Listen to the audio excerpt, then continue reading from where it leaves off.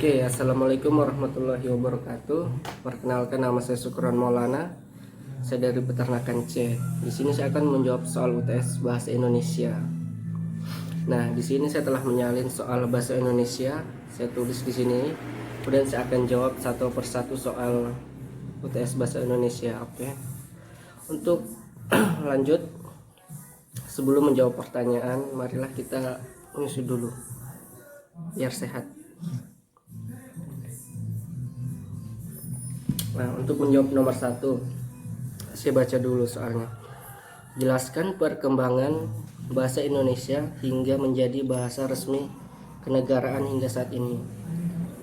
Jadi awalnya bahasa Indonesia itu lahir pada tanggal 28 Oktober 1928. Pada saat itu, para pemuda Indonesia berikrar dari seluruh pelosok Indonesia berikrar untuk menyatakan Sumpah Pemuda. Kemudian Sumpah Pemuda tersebut dinyatakan diresmikan pada tanggal 18 Agustus 1945. Begitulah kurang lebih sejarah perkembangannya. Kemudian next, nomor 2. Mengapa kita perlu mempelajari bahasa Indonesia pada program studi peternakan? Jadi sangat penting menurut saya mempelajari bahasa Indonesia, karena dalam dunia peternakan pun di sini kita membahas bahasa-bahasa yang mungkin sulit dimengerti dan itu berasal dari bahasa Indonesia gitu. Contohnya kayak fermentasi, kalau menurut saya sih. Fermentasi itu kalau kita nggak bahasakan dalam bahasa Indonesia ya nggak bakalan ngerti juga. Jadi itu pentingnya kita mempelajari bahasa Indonesia dalam bidang peternakan untuk mengetahui istilah-istilah peternakan yang menggunakan bahasa Indonesia. Oke, cukup ya. Kemudian yang ketiga, nomor 3 ya, jelaskan alasan bahasa terpelajar tergolong sebagai bahasa ragam resmi. Jadi ini pertanyaan nomor 3 ya. Oke. Karena bahasa terpelajar itu sangat mewarnai penggunaan bahasa Indonesia gitu ya. Jadi bahasa yang digunakan oleh seorang yang berpendidikan, orang yang terpelajar itu sangat berbeda dengan orang yang tidak berpendidikan atau tidak terpelajar. Contohnya ketika seorang yang terpelajar itu mengucapkan video, tetapi kalau orang yang tidak terpelajar mungkin dia bisa mengucapkannya video, atau bisa vitamin jadi vitamin, dan itu kita harus sangat sangat membedakan itu antara video, vitamin dan vitamin. Jadi sangat berbeda itu. Cukup jelas ya. Jadi itu sangat berbeda banget antara orang yang terpelajar dengan tidak terpelajar. Ya, kita harus membedakannya dalam bentuk bahasa ragam yang resmi. Jadi kita harus bedakan antara yang terpelajar dan tidak terpelajar. Oleh sebab itu maka bahasa terpelajar tergolong bahasa ragam resmi. Saya muter-muter, mudah-mudahan ibu ngerti ya bu ya. Oke, next, soal nomor 4. Apa soal nomor 4 ini? Apa syarat sebuah ejaan agar dapat disebut baku dan efektif? Jadi syarat-syaratnya di sini kita bisa lihat sebuah ejaan dapat disebut bahasa yang baku dan efektif. Yang pertama itu penulisan huruf termasuk huruf kapital dan huruf miring. Jadi itu sangat penting ya. Kemudian yang kedua penulisan kata, yang ketiga penulisan tanda baca, yang keempat singkatan, yang kelima penulisan angka dan lambang, dan yang keenam itu ada penulisan unsur penulisan unsur serapan. Jadi ada 6 ya. Oke, next, sudah ketahui tentang unsur serapan dalam bahasa Indonesia. Sebutkan 5 unsur serapan yang digunakan dalam bidang teknik. Oke, kita ganti menjadi bidang peternakan ya, atau pertanian. Jadi itu contohnya itu yang saya ketahui tentang unsur serapan, yaitu unsur yang menyerap banyak bahasa lain. Contohnya bahasa daerah lain, bukan bahasa daerah tapi bahasa negara lain.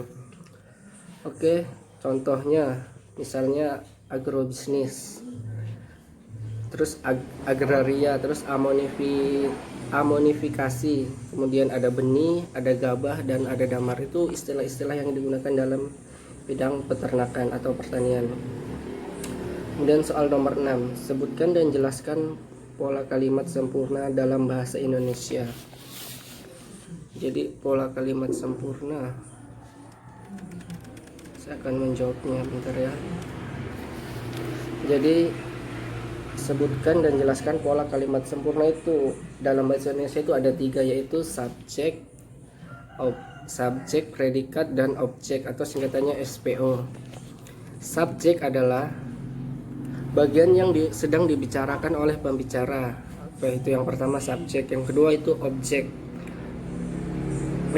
Yang kedua itu predikat. Predikat adalah bagian yang dikatakan pembicara tentang objek. Jadi itu ada sudah 2 ya. Kemudian yang ketiga objek. Objek adalah kata benda yang menyatakan seseorang, bisa seseorang, tempat, atau semua benda, baik itu benda hidup ataupun benda mati. Aduh, miring kameranya. Oke, next. Nomor 7. Jelaskan perbedaan bahasa lisan baku dan bahasa tulis baku. Jadi perbedaannya ini, ragam baku lisan itu bergantung pada besar kecilnya ragam daerah yang terdengar dalam ucapan. Sedangkan ragam tulis yang digunakan dalam ragam tulis baku yang digunakan dengan resmi dalam buku-buku pelajaran dan lainnya. Itu jadi bedanya ya. Kalau ragam baku lisan itu bergantung pada besar kecilnya ragam daerah yang terdengar dalam ucapan. Sedangkan ragam lisan baku itu yang digunakan dengan resmi dalam buku-buku pelajaran atau lainnya.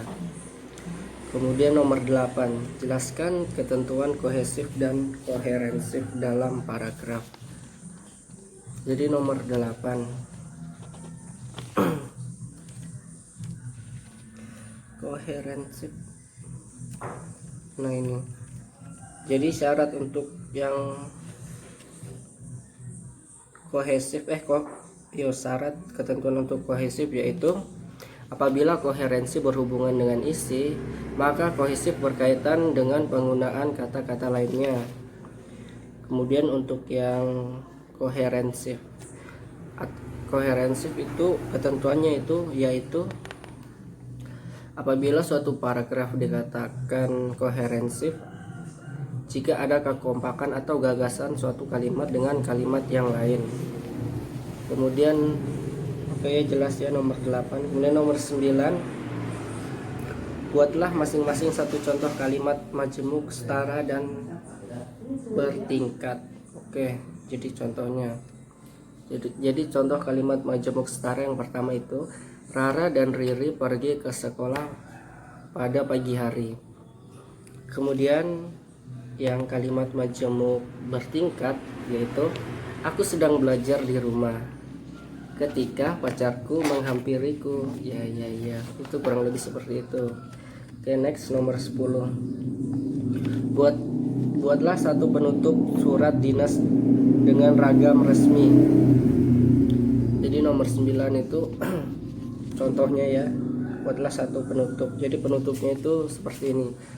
Demikian atas perhatian Bapak Ibu, kami ucapkan banyak terima kasih. Kurang lebih seperti itu nomor 10. Nomor 11, buatlah satu genre teks akademik jenis teks ulasan, lalu reportasikan jenis karya yang Anda ulas. Jadi di sini saya sudah mengulas tadi. Saya untuk nomor 11 saya mau mengutip sebuah novel ya. Itu judulnya Karang Setan. Karang Setan itu adalah sebuah novel ke-19 dari seri petualang 5 sekawan karya Enid Blyton. Jelas penulis berkebangsaan Inggris ini. Jadi penulis ini berkebangsaan Inggris. Ia menceritakan 5 petualang sekawan yang berlibur di sebuah mercusuar milik si Utik yang berada di atas Karang Setan. Jadi saya akan mengulasnya. Jadi Yang pertama, orientasi dari novel ini yaitu yang pertama orientasinya menceritakan bahwa terdapat harta karun yang disembunyikan di karang setan, di atas karang setan. Kemudian sini juga saya menafsirkan pada bab pertama, buku ini menceritakan bahwa teman Pak Quentin akan berkunjung ke Pondok Kirin untuk menyelesaikan pekerjaannya. Kemudian kita lanjut ke evaluasi. Jadi evaluasi dalam novel ini yaitu novel yang disajikan dalam bahasa yang sangat apik, kemudian dan menarik, seakan-akan saya ingin ikut berpetualang bersama 5 petualang sekawan tersebut ke karang setan. Jadi saya ingin berpetualang bersama 5 sekawan tersebut ke karang setan ya. Jadi saya sangat terbawa suasana. Itu evaluasinya. Kemudian rangkuman. Jadi masalah kekurangan kita kesampingkan dulu. Oke. Novel ini sangat menarik untuk saya. Jadi ketika dibaca itu pada waktu yang luang, ini novel ini sangat bagus gitu. Jadi ya kayak situasi kayak gini kan kita lebih banyak di rumah aja. Jadi untuk membaca novel ini sangat bagus, sangat disarankan karena ini menarik banget beneran. Kemudian novel ini juga menggambarkan sebuah petualangan yang penuh rintangan. Jadi di sana tuh banyak rintangan di novel ini. Kalau kalian baca banyak sekali rintangan. Jadi itu sangat mantap sekali. Jadi sangat menantang gitu karena banyak sekali rintangan. Jadi seolah-olah kita ingin terbawa ke dalamnya dalam cerita novel tersebut. Kemudian buku ini juga mengajarkan semangat dan kerja keras dan sifat yang pantang menyerah. Jadi bukunya sangat sangat merekomendasikan untuk dibaca ya teman-teman ya. Karena ya itu tadi, novel ini sangat mengajarkan semangat kerja keras, sifat yang pantang menyerah. Oke, mungkin itu tadi yang bisa saya ulas dari novel Karang Setan yang ditulis oleh Enid Blyton. Oke, mungkin cukup sekian ya. Mohon maaf kalau kurang jelas atau gimana, karena ya saya juga masih belajar ya dalam membuat konten seperti ini. Mohon maaf Ibu kalau ada salah ya Bu ya. Ucapkan banyak terima kasih. Assalamualaikum warahmatullahi wabarakatuh. Jangan lupa like,